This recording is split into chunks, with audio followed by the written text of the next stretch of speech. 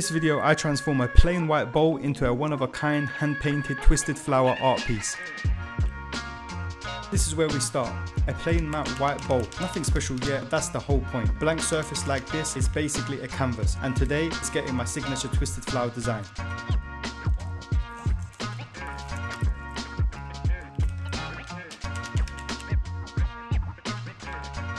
For this design, I had 3 colors to choose from: silver, black or red. And personally, I thought for this canvas, for this bowl, I think the red pigment was the best choice. Before I touch it with any ink, I have to give it a full clean and a wipe down. Any dust, oil or fingerprints will mess up how the actual paint sits.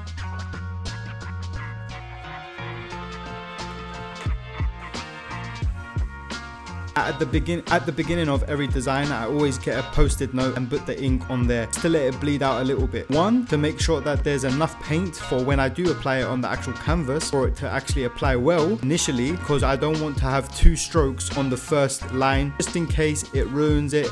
Or let's say, for example, when you hit it again, the big splodge of paint might actually come out. Now it's time for the most important part, laying down the lines.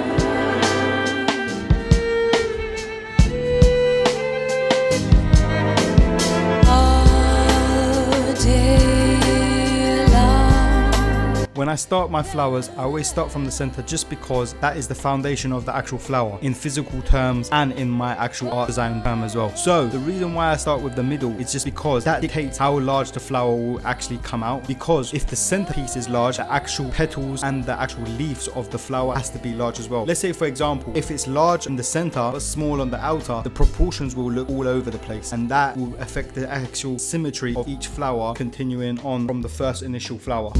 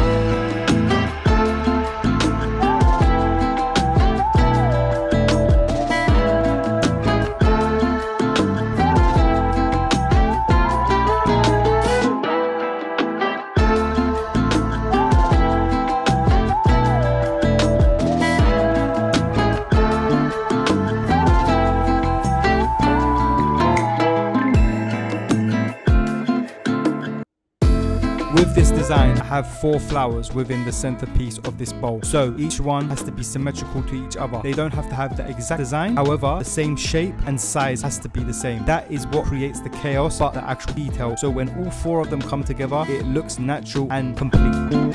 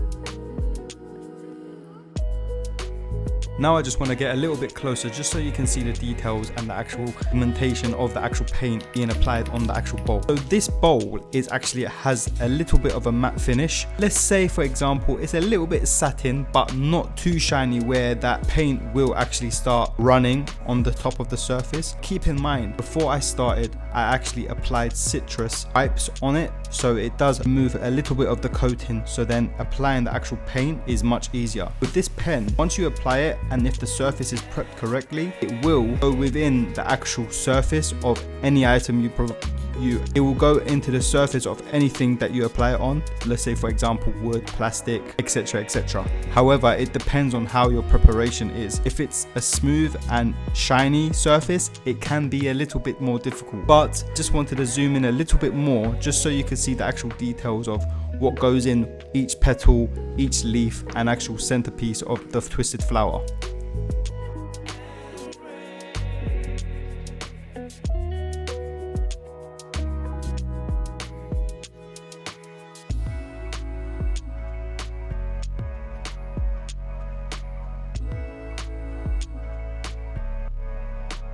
Coming really close to the end now, just applying the small dots in red and also applying larger blobs of black paint.